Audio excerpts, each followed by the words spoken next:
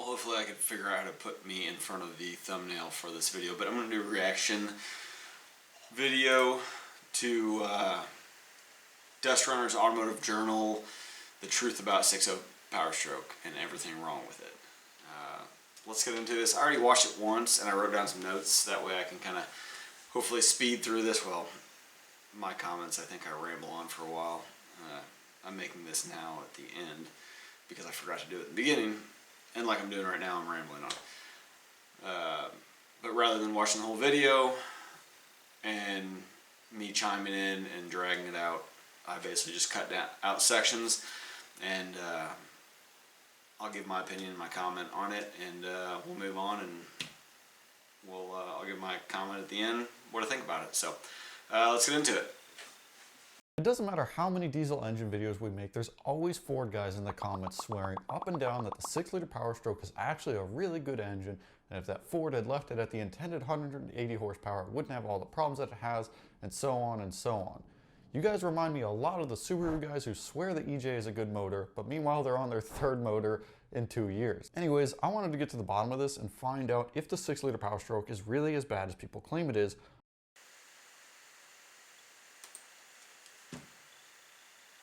He's right, because we do just, the ones of us, and I'm guilty of it, I like the 6-liter, I guess because it's different and people hate it, but we do try to talk it up like it's a great engine, but I mean it has its faults that really Ford and International never fixed. They just gave patch jobs to get it out of warranty. The one thing I have to say about 6.0s is, yeah, there's engine failures here and there with them. Well, some trucks are on their 2nd and 3rd engine, probably mostly due to lack of maintenance or abuse. But at least it's not as bad as the 6.4, where those things are just grenade. And when they went, they went. I don't know how many 6.0s I've seen where people thought, they're like, oh, I need a new engine. It's like, no, you need a couple injectors and got an EGR cooler leaking, because they're losing coolant and they're smoking like crazy. No, but I don't know. He's kind of right. Level that Ford was looking for. So Ford and Navistar knew it would be better to develop an all-new engine, rather than trying to update the old Dinosaur 7.3 Powerstroke engine, which is how the 6-liter came to be in the... Now, I do want to know he's using my video. I just think it's cool that he's using my video. I don't know. I feel famous or something. Then again, way more of people have seen this, and no, well, I don't know. I think it's cool. With a lot more force just in case soot was getting in the way. There's a few different ways to fix the EGR cooler and EGR valve issues. Cleaning it with irregular maintenance is definitely recommended, but really that only delays the inevitable issues. One of the more popular, but not exactly legal solutions is to simply delete the EGR system entirely. There's also some aftermarket EGR coolers out there, but for the most part it seems like deleting the system entirely is the best way to ensure that the issues don't pop back up. Thanks to all the aftermarket kits out there, it's relatively easy, although it's still a very time-consuming job and it's not exactly legal. Okay, so moving on from the EGR issues, I mean, they do have EGR issues. Thankfully, there's companies that have found ways to make the EGR cooler better over the years. Is the EGR valve really any better, and does it cause coking or carbon buildup there? Yeah. I don't know. I've seen tons of engines that people maintain the heck out of, and they still get carbon buildup. What blows me away there is how he talks about deleting them. And it's like, right now, with things going on in the emissions world, I wouldn't even make a video talking about deleting them. Like, I'm talking about it now, but I'm condoning it. I don't believe, I mean, I understand why people want to get rid of it, because it then is an issue they don't have to deal with. But you got to look at the positive side of it. Okay, what did EGR do? It actually cooled down the cylinder temperatures, which we need anyway because we have head gasket failure and the head bolts stretch, factory ones, things like that. if you can keep the cylinder or the cylinder cooler, you know, your aluminum won't fatigue as much. I don't know if it has anything to do with it, but it's just in my head, it seems to make sense, and longevity would be a good thing. And emissions is good. I mean, I like fresh air. I enjoy the clean air, and I just feel like you should try to find a way to improve the system, which thankfully over the years they have. And I actually want to try.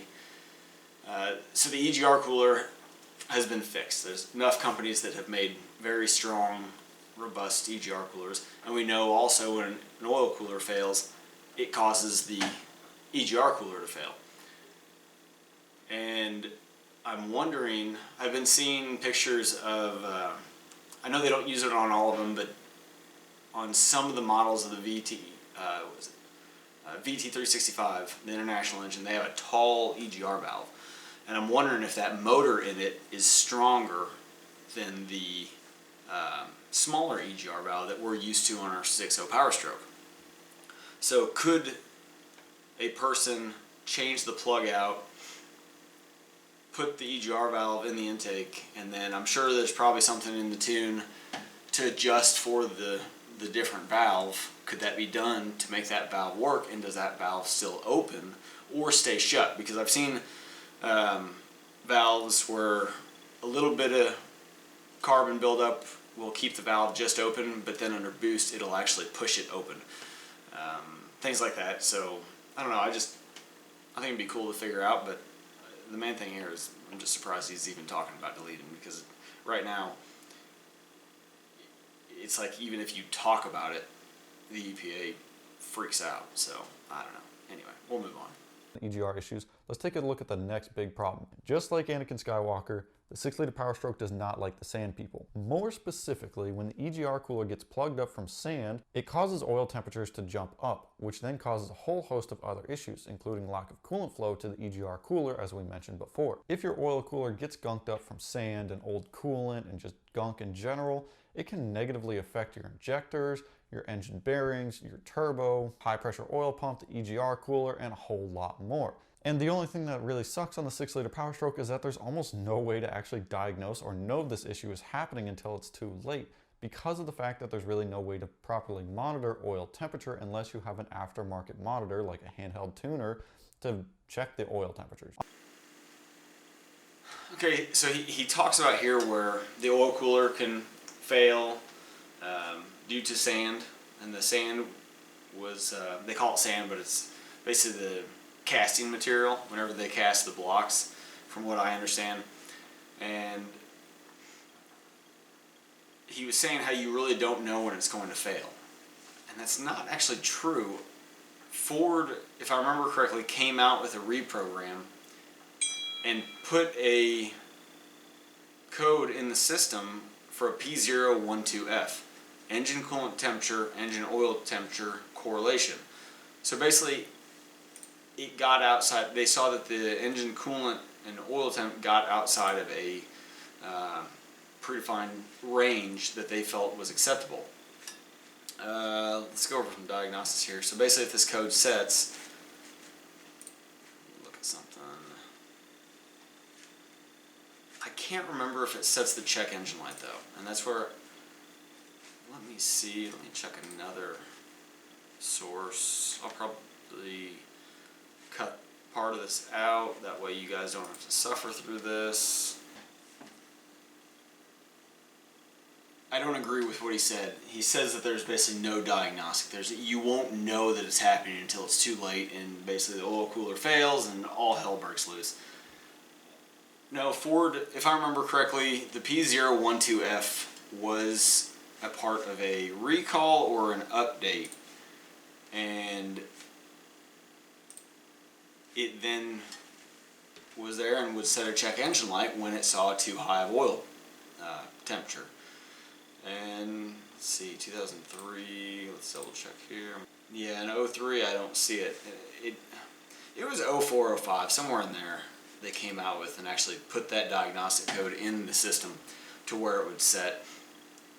And if I remember correctly, it's exceeds 15 degrees. I'd have to look up then. I'm sure you guys could tell me. I didn't look that far.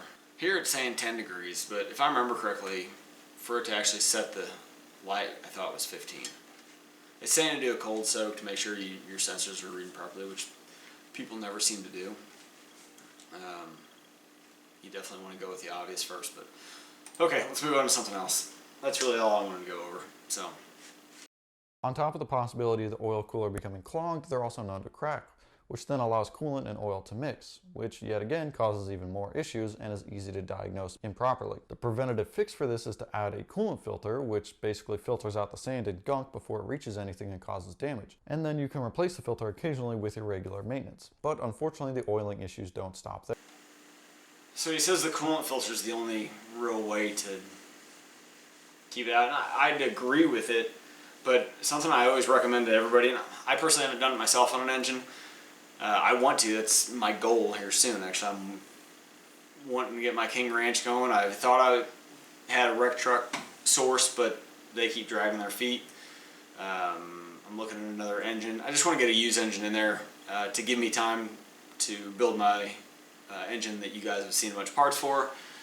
And anyway, what I want to do is I think I'm going to go with the bulletproof remote mounted oil cooler, where they actually use the 6.7 Powerstroke cooler, and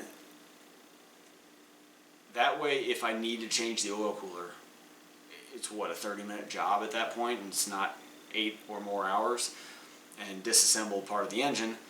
At that point it just drops the repair time drastically. Yeah, do you add in oil lines and stuff that could rupture, but you could have an oil cooler clog within the next year. So I guess it's a toss-up, you know. And could I just sell that and buy a 6.7 and not have any issues? No, you get the CP4 high pressure pump. Could you then put on a pump saver kit or the fuel system saver kit? You could, but you could still have DPF failure. You could have this, you know. I just, being a mechanic, everybody's like, what's the best thing? It's like, I don't know, they're all pieces of junk. It's all man-made and engineered, and when they engineer it, the engineers are like, this is going to work damn good. All their testing works out, and then they contract all the parts to be made by some manufacturer who skimps on stuff, and things break. And then when real-world testing comes in, the lab testing can be thrown out the window. So it's all junk. It's just whatever floats your boat. So that's the way I look at it. But anyway, let's move on. From the battery. So if your batteries are dying, it can literally permanently damage the FICM. Luckily, the FICM isn't too hard to access because it's right on top of the motor, right over the driver's side valve cover. But that also introduces even more issues. There's a ton of people online that report their FICM literally overheating because it's on top of the engine. So it's dealing with a lot of vibration and a lot of heat inside the engine bay, and there's tons of reports of the FICM basically overheating, and then your truck won't turn on or run until your engine bay cools down and the FICM gets cool enough to actually function. It's almost like putting the FICM on top of the engine right next to a blazing hot turbo was a bad idea. He's exactly right. I always thought years ago the FICM is in a horrible spot on the trucks. On the Econolines, on the other hand, which they ran the 6.0 all the way up to 2010, I don't know how many FICMs I replaced on those. Very few. If anything, I saw FICMs fail because really I worked on a lot of ambulances in that case, and ambulance companies never put new batteries in. The damn thing's always hooked up to the shoreline, and then it fires up, it uses what little batteries there, and then keeps it running, and that usually caused more FICM failure. But they did not go through FICMs near, from my experience, as the trucks did. And the ambulance districts did not maintain them. It was something else. So I think the fix would be, I've seen some guys online sell relocation kits, and it's basically, I think it is a E-Series kit or a truck kit basically with lengthened FICM wiring and fuel injector wiring to put the FICM over by the air filter or on the fender there to mount it to get it away from the heat. And I personally I had a customer I did a bunch of work to. I think I made some videos on where a nail fell down in and damaged the piston. I got that all done, and I was driving it back to his house and it would die on me randomly. I'd pull over to the side of the road, sit for a second, it'd cool off, it'd start right back up. I changed out the Fickum, it fixed it. And he actually had a bulletproof Fickum, so there was something on the circuit board side, not either, I don't know what it was exactly, but we got him a different Fickum and everything's been good. So I do think the vibration there and the heat has a big play in it. Of course, this wouldn't be a 6-liter Powerstroke issue unless we talked about the head bolts and the head gaskets. And really, I want to note right off the bat, the head bolts and the head gaskets are really a non-issue in totally stock form. The issues really don't start occurring until you start to crank things up. But to cover what's wrong here, there's really two things. I don't really agree with what he just said there, that they're not an issue in stock form. When I was working on these under warranty, we definitely saw a head gasket failure, and normally the head gasket failure was due to the turbo overboosting, which the vanes get stuck and cause an overboost issue. I've been talking to a guy on a Facebook group that he swears that a lot of the head gasket failures he's seen are from EGR coolers leaking too much coolant into the engine, which then basically you don't get a hydrolock issue, but you push coolant past the head gaskets, which I guess could happen. I mean, I've seen bent rods from that. I've seen a lot of hydrolocked engines from that where the engine gets hot, EGR cooler leaks excessively, it'll run on it while it's actually running. Once you shut it off, it leaks and pushes pressure from the cooling system into the exhaust, which then fills up the manifold and then fills up whichever cylinder has the exhaust valve open, and will actually fill that cylinder up, and then you go to crank it and it won't crank over. It's hydrolocked. And I've seen a bunch of engines where you pull the glow plugs out, you crank the engine over, you put the glow plugs in, and it fires up. I don't know. I don't know what really causes all of them. It could be overheating, things like that. But I still did a lot of head gaskets under warranty that were failed head gaskets. Ford would always have us test the EGR cooler. You pull a vacuum on the coolant system when it's cold, and as long as it held vacuum, I want to say it's like 10 minutes. It didn't drop more than 5 inches of vacuum in 10 minutes, or 10 something. I can't remember the exact test, but basically you don't want to see when you pull a vacuum on it, you wait 10 minutes. You don't want to see it drop excessively. A few inches of vacuum, good, but that was the way we tested the EGR cooler. If we still suspected, Ford would want us to pull the EGR cooler off and pressurize it, put it in a tank, check for it leaking, but we still saw quite a few head gaskets stock. Are there a lot of people running around with stock head gaskets, stock bolts? Yes, there are. But normally the turbos will eventually overboost. Sadly, it's just, we all see that own these. We all see a lot of issues. We talk to people. It's all over forums, but and putting studs in them doesn't really exactly fix them. Years ago, everybody thought that you stud them, new head gaskets, make sure the head's flat, all's good. Then we started figuring out there's small cracks in it that can cause issues. Then we started figuring out that I've seen personally people stud them and could have a year or two on them and head gaskets fail again. Well, the turbo overboosted usually, and they'll have an EGR delete and they'll still fail head gaskets, or they'll have a big tune on it or something like that, and it can't handle the boost or timing. And what I've found lately, and that's why tons of companies like Kill Devil Diesel and all these other guys, they recommend O-ringing the cylinder head. And from what I found, you can run some pretty high boost, and knock on wood, people have really good luck. I got quite a few customers running around with O-ring heads, friends with O-ring heads, and no issues. Truck runs great. One of my friends runs pretty high boost on his with studs and O-rings, and he runs the crap out of that thing. it's running great. So I'd say O-ring is now the key thing, especially since, like you were saying here, the head bolts, it only has 4 per cylinder, rather than 1 or 2 head bolts extra, 1 at the top and 1 at the bottom of the cylinder, which the 7.3 had, the 6.7 now has, and I think Duramax and most Cummins has a lot of head bolts. But of trucks of this era, 2000s, early 2000s, you talk to a lot of the guys that work on just Duramax or just Cummins, or the shops that work on all three. Yeah, the Powerstroke has its issues, but the Cummins and the Duramax of that era blew a lot of head gaskets.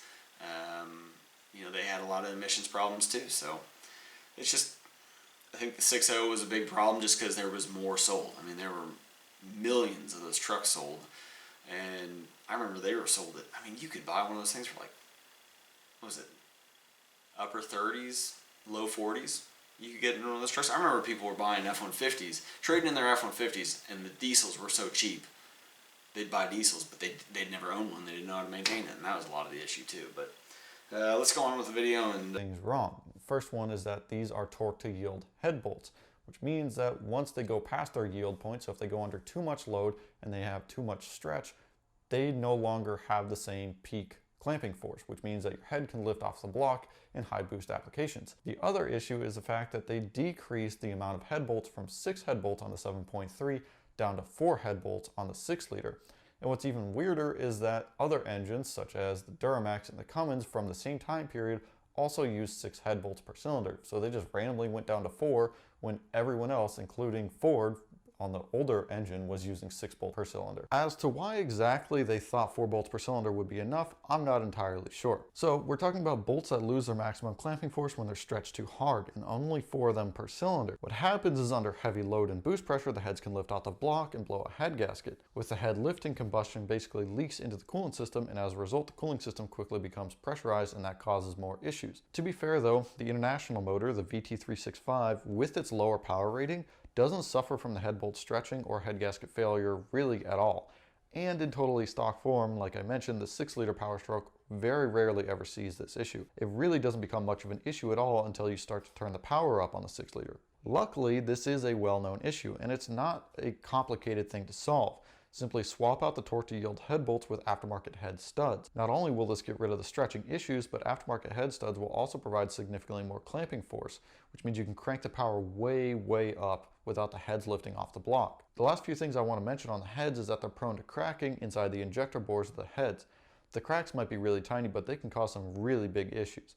It's also worth noting that the rocker arms are also known for failing. And while Ford guys are right to say that the 6 liters issues are made a lot worse when you crank the power up, they're really kind of wrong to say that the detuned V3675 found in the industrial applications was a reliable engine. Those detuned 6 liter Powerstrokes still suffer from the same EGR issues, coolant flow issues, high pressure oil pump issues, and more. Of course, there's always all the old geezers that are saying, leave your truck stock, and if you want to go fast, buy a race car, and these aren't race trucks, and it's not meant for that. Like, listen, we all like going fast. We're gonna crank up the power on these trucks. Everyone cranks up the power on them. Everyone wants to go fast, even if it means making an unreliable engine even more unreliable. And really, the original intention for the 6 liter Powerstroke was about 175 horsepower. That is the base configuration for the VT3675.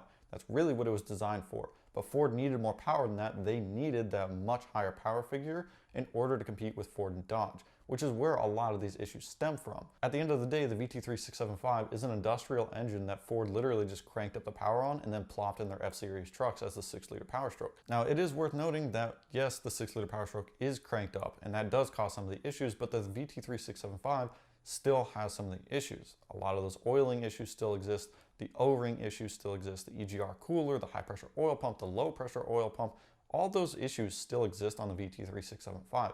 So although Ford made it worse by cranking up the power, at the end of the day, it was still a bad engine. While some of these issues can be fixed with aftermarket parts or deleting parts, it's still a bad issue. If you look at the VT365, it's still a bad engine. But I want to know what you guys think. Is it actually as bad as people say it is? Is the 6 liter Powerstroke really a piece of junk, or do you think it's actually halfway decent when it's studded and deleted and fixed with a bulletproofing kit. Let me know down in the comments below. While you're down there, be sure to smash the thumbs up button. It really helps me out and helps the channel grow. Get subscribed so you don't miss out on future videos. Check out all the other videos on the channel. We've covered other Powerstroke engines and we've compared engines and a whole lot more. And I'll see you guys in the next one.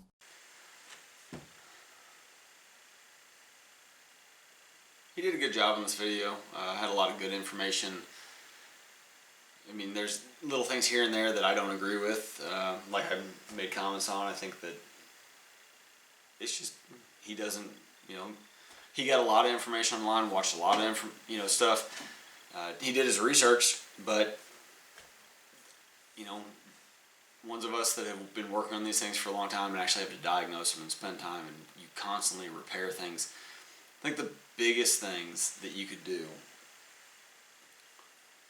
when you get one of these engines is just drive it at first. Figure out what's wrong. You know, plan for repairs. And when you go in for the repairs, plan to fix more than what you find wrong or what your mechanic finds wrong.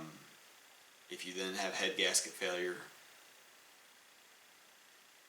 put a good head gasket on it, studs, and O-ring the cylinder head. You'll most likely need to get new cylinder heads because they're usually cracked. Change your oil every 5,000 miles.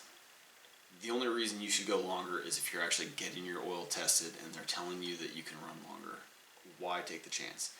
These engines do double duty on the oil. They're using them in the injection, you know, to fire the injectors and to lubricate the engine. Why not change oil? It's just, it blows me away. Use good oil, use a Ford filter and cap. There's plenty of information online.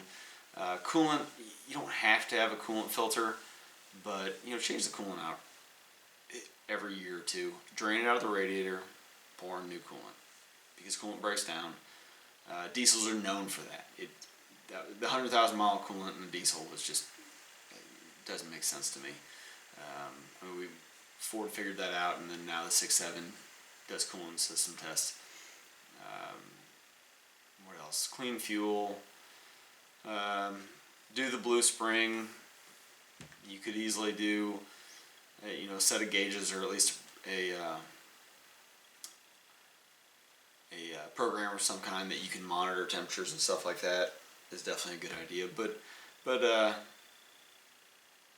they did a pretty good job on this, and I enjoyed doing this. If you guys have any questions or anything, shoot me some comments down. Let me know how I did. If you guys think I should do more reaction videos, let me know. If you guys think I shouldn't do any more reaction videos, let me know. Anyway, I'll see you guys in the next video. Thanks a lot. Later.